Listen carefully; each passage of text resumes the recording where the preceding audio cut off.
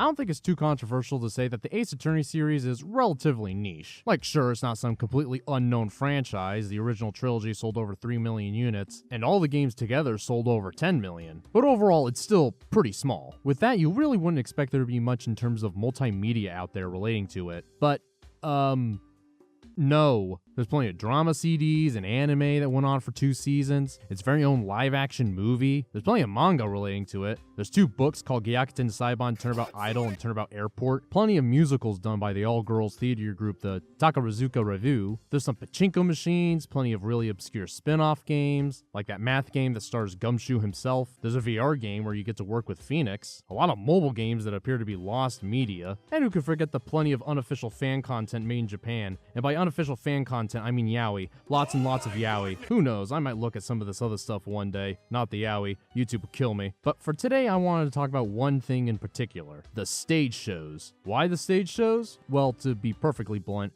they were just the easiest for me to check out. All 4 of them are available on YouTube, and they've been translated by very dedicated fans so dumbass Americans like myself can actually sit down, watch, and enjoy them. So a big thanks to Rain Smileyface, Edgeworthlez, and Pink Purple Blue for translating these for us. I also wanted to talk about them since, I haven't really seen anyone else do it, at least in the format of a YouTube video, so why not be the first? There's 4 of these stage shows. Turnabout Spotlight, which was done in 2013, Farewell My Turnabout, done in 2015, Turnabout Teleportation in 2016, and finally Turnabout Gold Medal, which came out in 2019. I'll go ahead and talk about them in order. I didn't watch them in order, I don't know why, but talking about them in release order will just make it more fun to see how they evolve and change over time. Okay, so I'll be honest, I had a hard time finding a way to kind of structure this video. Despite these 4 stage shows being all about Ace Attorney and having a lot of similarities, they're also very different from one another. The tone of each play, the way the characters act, hell, even the actors themselves. There's 3 of these plays where Phoenix makes an appearance, and in every single one, he's played by a different actor. Kentaro Kinisake plays him in Turnabout Spotlight, Daisuke Watanabe plays him in Farewell My Turnabout, and Sho Kato plays him in Turnabout Gold Medal. Each stage show also has different directors. I think. I couldn't find the director or writer for Farewell My Turnabout. Found a full cast list, but no director in sight. For some reason, the Ace Attorney Wiki has the other 3 plays listed with credits, but not this one.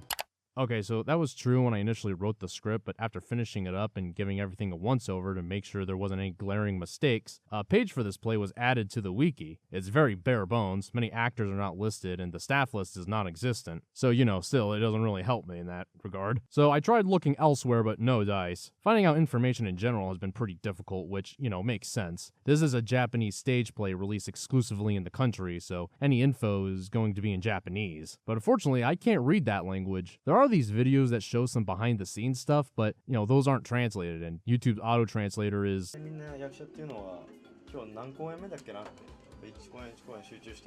fucking useless, which is unfortunate. I really wanted to know more about the behind the scenes. I'm always fascinated about the thought process that goes on to create something like this, and I was especially interested this time since they were all so different from one another. I wanted to know why. I guess I'm just gonna have to wing it, just write it out with no plan and hope it turns out alright. I guess I'll talk about the only thing I would consider universal between all the plays, the costume design. They did a pretty good job making everyone look pretty close to how they do in the game. Granted, at least when it comes to the main characters, they don't really wear the most extravagant clothing. Like, Phoenix is just a guy in a suit. Edris is the same, but he has a cravat. Maya is wearing a kimono, Larry is wearing casual clothes, Gumshoe's got a coat on. I'd say the most out there in terms of clothing is probably Kay Faraday, and even then, it's not the most complicated fit in the world. Not so much that making the costume one-to-one would make it look ridiculous. Don't get me wrong, I'm not saying they didn't put any effort into the outfits at all. They did try to make them very accurate to the games. I just mean compared to other series where characters can have the most over-the-top outfits, Ace Attorney is much more on the tame side. Now, that's talking mostly about the main characters. There are some side characters that definitely go more out there and over the top with the designs. However, these guys are usually entirely original characters, like this guy with the megaphones on him. Since he's original, they can make an outfit for him that they know will work in a live-action setting,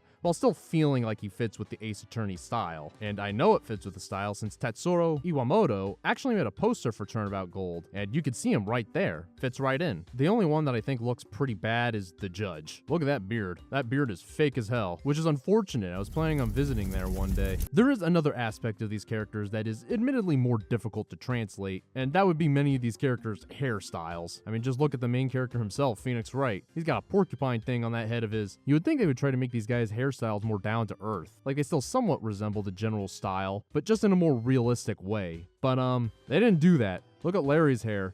That thing's probably drenched in hair gel to get it to stay like that, legally classify it as a fossil. And this isn't even an adaptation thing. Some original characters have just as exaggerated, if not more exaggerated hair. Look at Tomoro Asaki. His hair looks like a penis with frostbite. I find that very commendable, really. They could have made the original characters more toned down to make it easier for themselves, but they didn't. They made them feel like they were being adapted directly from the game. I guess now would be a good time to actually move on to the plays themselves. The first play is called Turnabout Spotlight, and it starts immediately with Larry trying to kiss Maya multiple times, so off to a great start. Okay, pause real quick. Okay, so unfortunately the original run of Turnabout Spotlight got taken down by Capcom, so the footage you're seeing here is of the rerun. And in this version, Larry doesn't try to kiss Maya at all. The characters are all at a theater to watch a Steel Samurai play, which Larry is acting in for some reason. We watch it for a bit and see Larry completely fumbling the whole time, but unfortunately it gets interrupted by a giant prop falling on top of one of the actors named Dan Yua, causing them to get injured. He doesn't die though. In this story, the characters actually get to speak with the victim. This is very interesting since aside from 3 cases in the entire series, the victims are usually dead. However though, they don't actually use that for any story potential. With the way that the crime was committed, the victim is just as clueless about what happened as everyone else. In fact, the victim himself never actually takes the stand. By all intents and purposes, if you made him dead, nothing really would have changed much. Makes me wonder why they wanted to keep him alive. Perhaps it was because in the story he has a wife and the writers didn't want to write a character who basically just gets widowed. Like in the other 2 plays that tell original stories, the victims are kind of assholes that don't really have deep relationships with anyone, so it's probably just easier for them to kill them off with little care. I suppose in the end it's not really that big of a deal, but I just kind of wish they actually tried to do something unique with it. So anyway, after that we start investigating, and from this point on it's pretty standard Ace Attorney affair as you would expect. We investigate the scene and meet up with some characters here like the producer named Toro Metadanai. I really like this guy. I think out of all the original characters, this one's my favorite, and that's strictly because the actor, Sho Tomita, does such a good job playing him. He prounces around, makes these popping sounds with his mouth.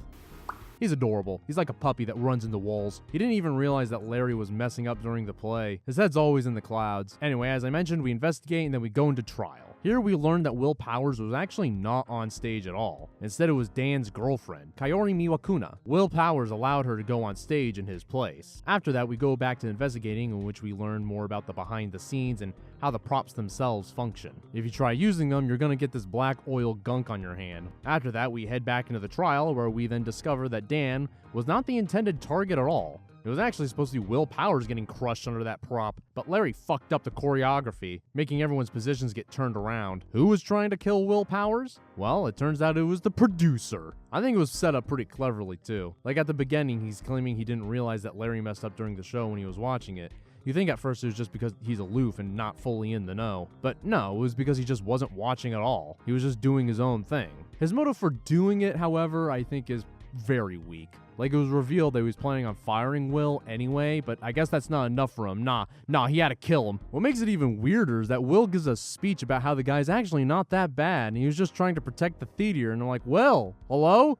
This guy tried to kill you. And, well, that's kind of where things end. If it sounds like I skimmed a lot, that's because I did. For example, you have this guy named Hananitsuku Erito, who we met at the hospital and is set up to be a suspect. He has the perfect motive. His own career was cut short due to an accident that Will Powers was involved with, but it's just for the sake of a red herring. This guy is never relevant after that. This show also likes to waste a lot of time. For example, there's this whole subplot where Larry's trying to catfish a girl by using Edgeworth's image, and then Edgeworth gets forced to go on a date with said girl due to coincidental circumstances, and then it's revealed that the other girl on the date isn't actually the girl Larry was talking to, and it's her sister or some shit that went in her place to sketch the situation out. And none of this has any relevance to the case at all. There's also this section with Maya where she meets up with these actors who are like ghosts haunting the studio, and then they have this like whole musical segment and everything. But like the other plot, it really has nothing to do with anything. It just ends with the main woman giving Maya an important piece of evidence. Why does a ghost have an important piece of evidence? What the hell's going on? It's like they couldn't figure out how to make the play 2 hours long, so they just put in these meaningless side plots to pad things out. Like, imagine you're playing one of the games and you're investigating as Phoenix, and then out of nowhere we cut to Maya who's grave robbing or some shit, and it's never brought up again. That's what's happening in this play. Another thing that I don't really like is that they use the multi-day system. It kind of makes it not flow very well. Like, the whole middle part just kind of remains stagnant. They probably don't want too much of an extended period just in the courtroom. They probably thought that would get pretty boring pretty quickly. But I don't know, there was probably a better way of doing it. Okay, it sounds like I'm just tearing this shit to pieces, and yeah, I sort of am. But there is one big thing that's holding this play up for me, and that's the comedy. There's actually a lot of bits that manage to get a laugh out of me. There's this one point where Phoenix is cross-examining this one very skittish guy, and he keeps scaring him, so he has to slam the desk softly and quietly say objection. As pointless as the whole Larry catfishing saga was, it was pretty funny, seeing Edgeworth just being completely done with everyone's shenanigans. The producer in general, the actor did a great job making him incredibly entertaining. I just think the comedy was very strong. I think this rings true for all the stage plays. Well, aside from one, we'll get to that. But as flawed as this one was, I still liked it. It was cool to see these people put their own spin on an Ace Attorney plot, and while I don't think they fully succeeded, I certainly wouldn't say they failed. And it's a stage play adaptation by people who like the series. I can't be too mad at it. Alright, the next stage show is the only one out of these that is directly adapting one of the games. That being Farewell My Turnabout. That makes it a little easier for myself, means I won't have to spend time doing a plot synopsis. Although it isn't one-to-one. This play is weirdly trying too hard to closely follow the plot, while also making these changes that make everything different, usually for the worse. Yeah, I think I'll just be honest right out of the gate. I think this might be one of my least favorites. At the very least tied with... well, we'll get to that one later. But before I really get into the negatives, let's start with the good stuff. I think the comedy in the show is one of the best. Had the most amount of jokes that made me laugh out loud. They're very well done. The part where Pearl's frozen in place so Phoenix has to pick her up like a piece of luggage. There's another one where Phoenix tries to get Edgeworth to pretend to be a cat and Edgeworth just goes along with it. 猫なんだ。ほら。にゃ。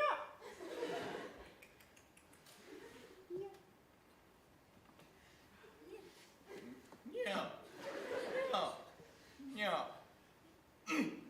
There's that one point where we hear Gumshoe get into a car accident, and the entire audience just erupts in laughter. What a bunch of horrible monsters, how dare they? I will also say that when it comes to the mystery itself, as in like figuring out how the murder was committed, by who, and the motive, that's all fine as well. It's kind of hard to comment on that aspect since it's pretty close to how the game does it, and I already think Farewell My Turnabout was one of the stronger mysteries in the original trilogy, so it works as just as well here. That's all my positives. Now on to the bad stuff. Let's start small. I really don't like Phoenix in this play. At all. He's so incredibly whiny for some reason. Like, I get it, Maya has been kidnapped, he's probably very stressed, but god, is it not enjoyable to listen to. In the games, he's also freaking out and somewhat complaining too, but he also tries his best to keep a cool head. He's got Pearl with him and he's trying to comfort her, but in the play, he doesn't do that a single time. There's not one moment where Phoenix stops and tries to reassure Pearl. Pearl's actually hardly acknowledged at all in the play now that you think about it. Seems like she's just here because she was in the original game, which is sort of related to another problem I'll get to later. I don't know, just the way Phoenix acts really bothers me. Like in the games, he's someone who very deeply cares for others. He became a lawyer specifically to reach out to an old friend. He tried to cross a burning bridge to save Maya. And he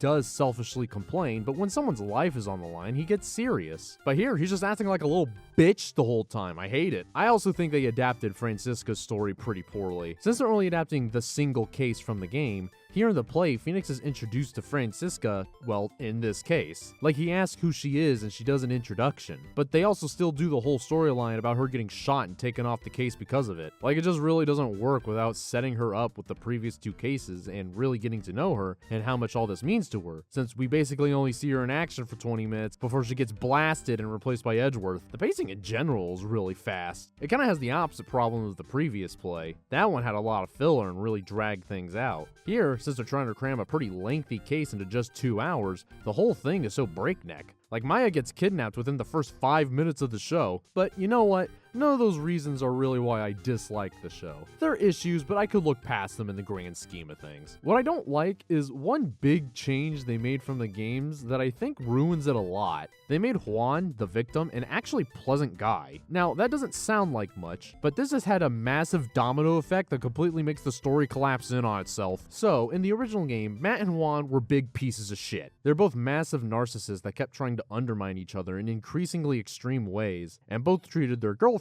Celeste, very poorly. She was the manager of Matt and they dated for a bit, but Matt was just using her to push his own career along, and once he did, he ditched her. Afterwards, she went to a different studio and became Juan's manager, but once he found out that she dated Matt, he broke up with her.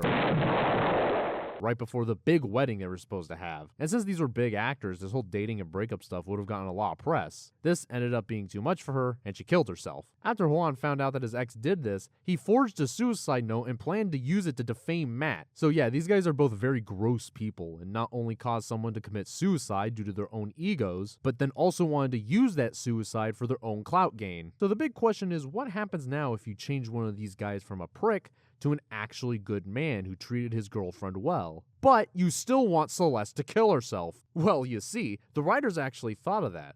Obviously, the answer is sexual assault.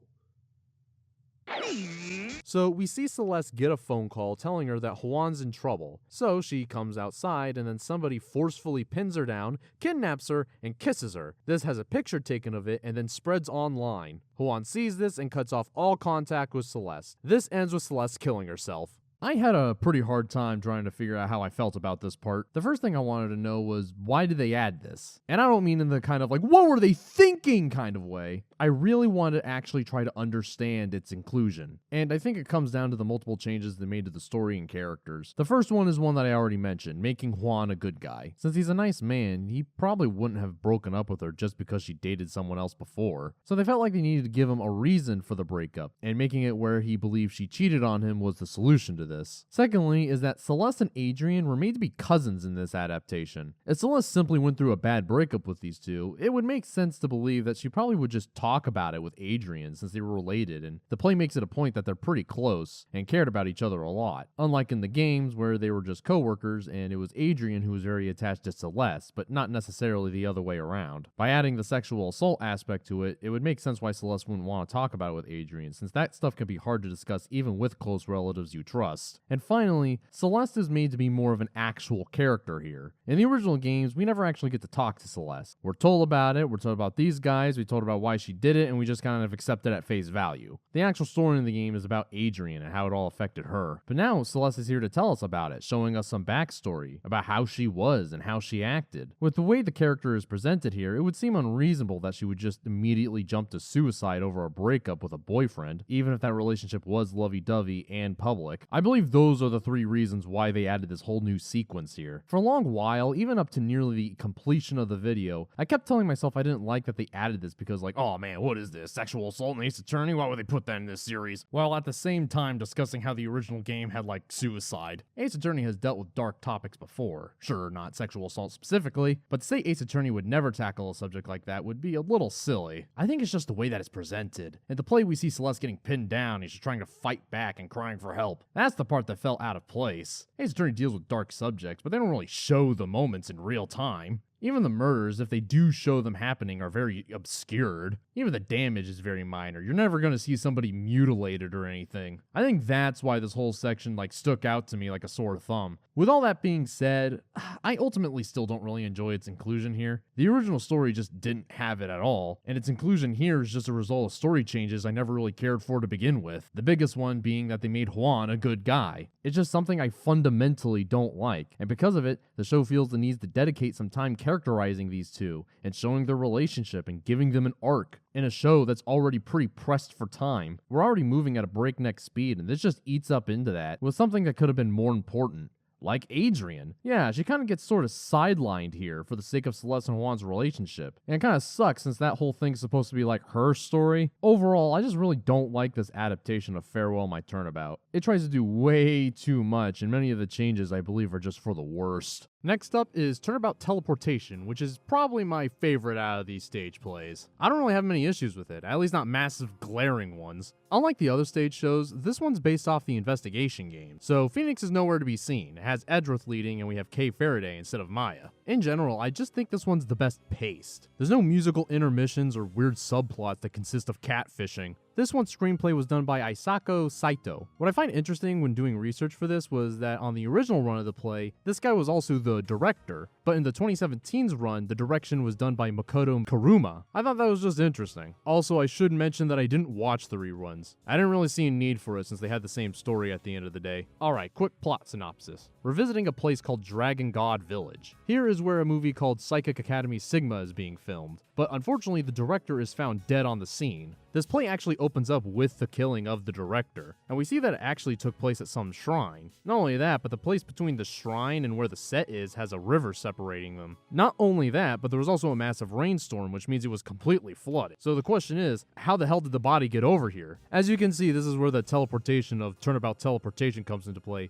because this chode named Tomoro Asukai claims to have powers of teleportation and was the one that managed to move the body. He's obviously not the guy who killed the person, so not only do we have to figure out who really did it, but why is this guy so adamant that he's the one responsible? Meanwhile, we have this rich feller named Yachiro Chayage, who wants to buy the land from these people so he can get a dam built, which the village head, Tsubaki Tenma, really doesn't want and is constantly protesting against it. So we go ahead with a thorough investigation, learning more about the village, its history, and all that stuff. At some point, Kay Faraday ends up getting kidnapped and somehow ends up over on the shrine side of the island, despite the fact there's a giant flooded river. This is when we come to discover that there's actually like a secret pathway between there and the main set. So yeah, problem solved. Except not really, because there is one major contradiction.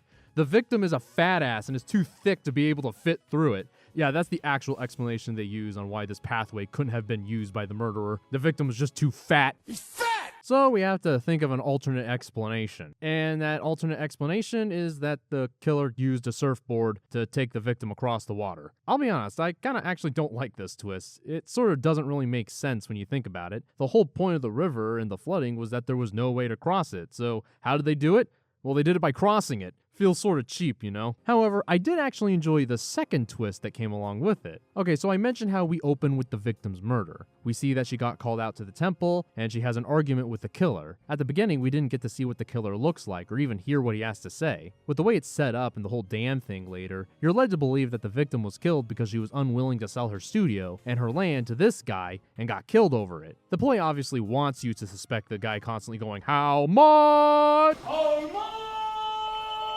But I knew that it wouldn't be him. It would be too obvious. What I didn't expect was that it was the village head. And the twist was that the victim didn't give a shit about the studio, the village, the actors, none of it. She was actually fully ready to sell it all off because she wanted the money. The village head and her got into an argument which ultimately led to him killing her. I thought it was set up super cleverly, and I think it comes the closest to what makes a really good twist in Ace Attorney work. It's not always just about who did it, it's about how the twist turns everything on its head and recontextualizes everything before it. The first stage show sorta did that with having it where the person got crushed was not actually the target, but I think this one works a lot better since I feel like it changes the foundation of your thinking more. It also explains why that one kid kept insisting that it was him, since the village head is his father, and he knew that he did it and wanted to protect him. I think this whole play and the mystery and all its elements just really come together quite nicely. I realize that this section is kind of like super short, but honestly, it's just because I don't really have much to say about it. It's just a generally good show. I think that if you're going to check out any of these, this is the one that I'd recommend the most. Alright, we made it to the last stage show, but before that, I'm actually going to tell you guys a little bit of an embarrassing story when it comes to my research of these plays. So I wanted to find out who the production companies behind these plays were, but I couldn't find them on the wiki at all, so I started searching for them, but for some reason,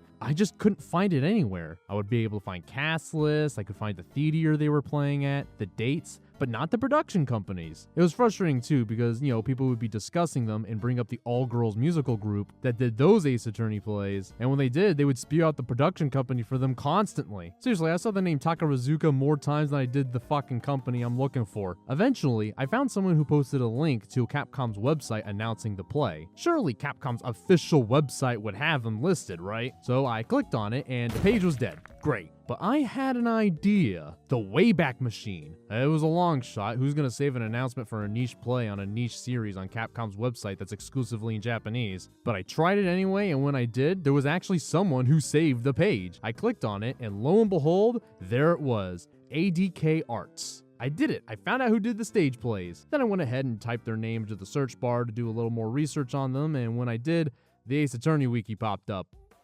Uh-oh. I clicked on it, scrolled down, and found the production company was always listed here. I was just a dumbass and completely missed it. Anyway, my whole tangent about this is that Turnabout Gold was done by a completely different production company. This one being done by Set, Super Eccentric Theater. You can really feel the difference in just the production value alone. There's a lot more going on here. lots of larger props and screens and lights. And it's not just the props, the entire vibe of the show is way more active. I think it's the most evident in the trial sections. And the other three, they would mostly stick to the desk and maybe walk around, but here in Turnabout Gold, they're always moving, running around, screaming. Look at Phoenix's objection here.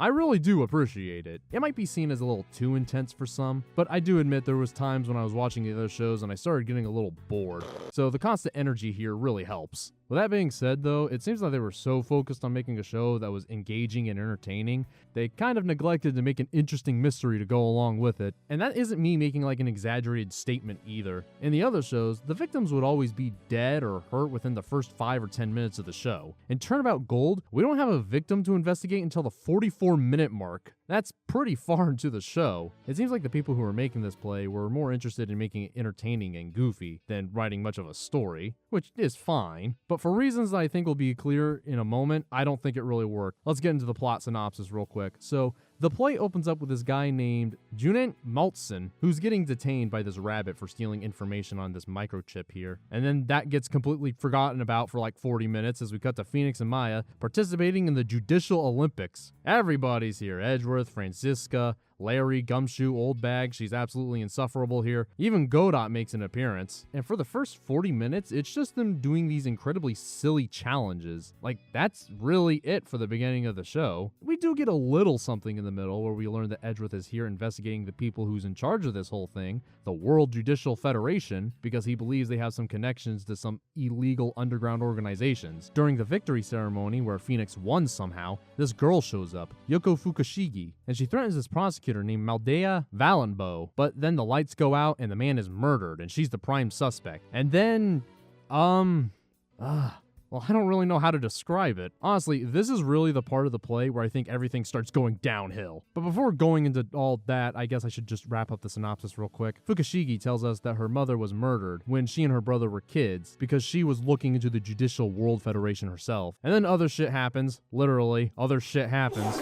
In the end, we learned that the killer was her brother, who's been disguised in this mascot the whole time. Is it obvious that I don't really give too much of a shit about the story here? To be honest, I just don't really find it to be all that interesting. I don't think it helps that characters like Fukushigi and her brother really don't show up until the halfway point, giving me less time to care about them. But the mystery itself is just incredibly underwhelming. Like, take this moment for example. So, Phoenix believes that the knife that Fuka was holding and the knife that was stabbed to the victim is two different knives. He has to figure out where her knife went during the blackout. And Phoenix, out of nowhere, gets the idea to look behind the sign hanging in the air. They get it down and then boom, there's the knife. How the fuck did it get there? Well, you see, she just threw it and it got stuck. This is how most of these twists and revelations are done in this play. It makes the mystery very underwhelming and not interesting to figure out or follow. Okay, the story may fall flat and it's not that engaging, but that's okay, because the show has comedy to make it worse. This play is not funny. It has its moments, like this one here where Phoenix and Franziska are like quietly discussing this Japanese folklore, because she was very taken off guard by an element of it since it wasn't on the American wiki. That was great. But then you have things like Old Bag being absolutely unbearable. This is the play where she's at her worst. Or multiple times throughout the play where Phoenix is complaining how badly he needs to shit himself. Okay,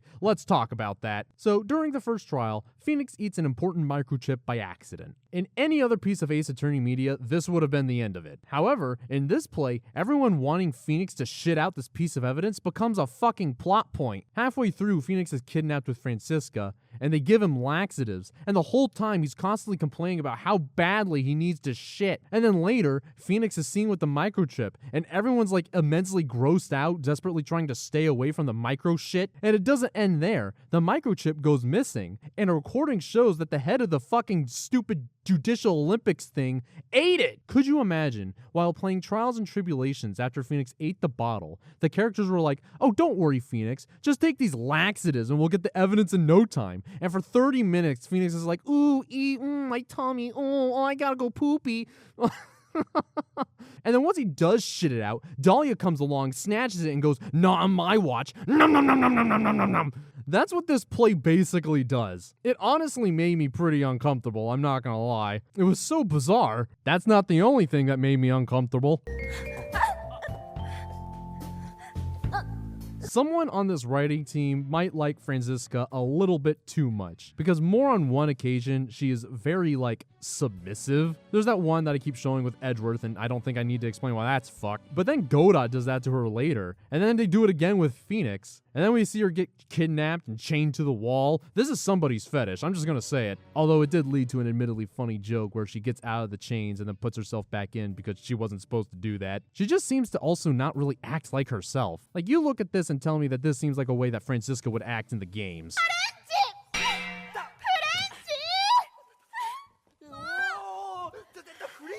Okay, from the way I'm describing, it seems like this show is absolutely terrible, and it kind of is, but there's some redeeming things about it. Some of the jokes did work, as I mentioned. There's another one where Edgeworth has to disguise himself as Phoenix, and he keeps getting his name wrong and mixed up, and it's great. There's also this one point where Phoenix has to go up against a bunch of people dressed like him. Honestly, as disconnected as the first 40 minutes are to the rest of the story, it is probably the most entertaining. I thought many of the silly gags they had during that moment were great, and there is sort of a sense of just enjoying the absolute chaos that goes down. Like, I imagine this would be a great show to watch with a group of friends while drunk. I just think that while it can be fun, it can just be as equally as insufferable and hard to sit through sometimes. Maybe I'm overreacting, but that's just my thoughts on it. And that was the last of the non-musical plays. Little fun fact before wrapping this up, there was actually going to be another Ace Attorney stage show by the same group who did Turnabout Gold. It was called Turnabout Parallel Worlds. It was going to come out in sometime in 2020, but yeah, so those plans fell through. It's a bit unfortunate because, well, let me just read you the description of it given by the Court Records website.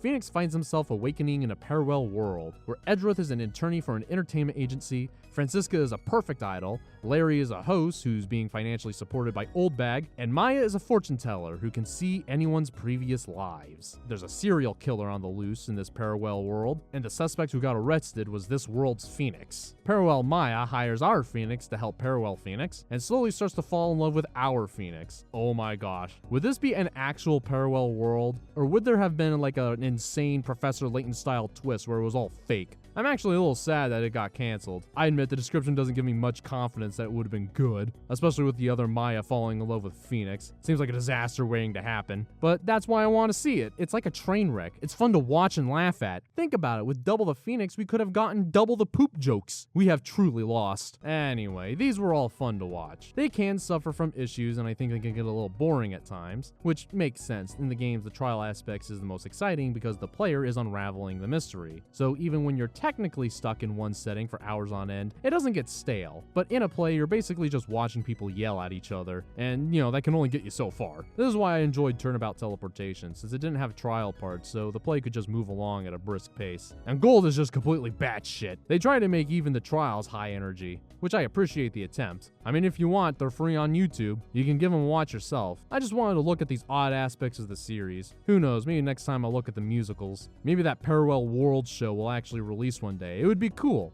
End joke here. I forgot to write an end joke.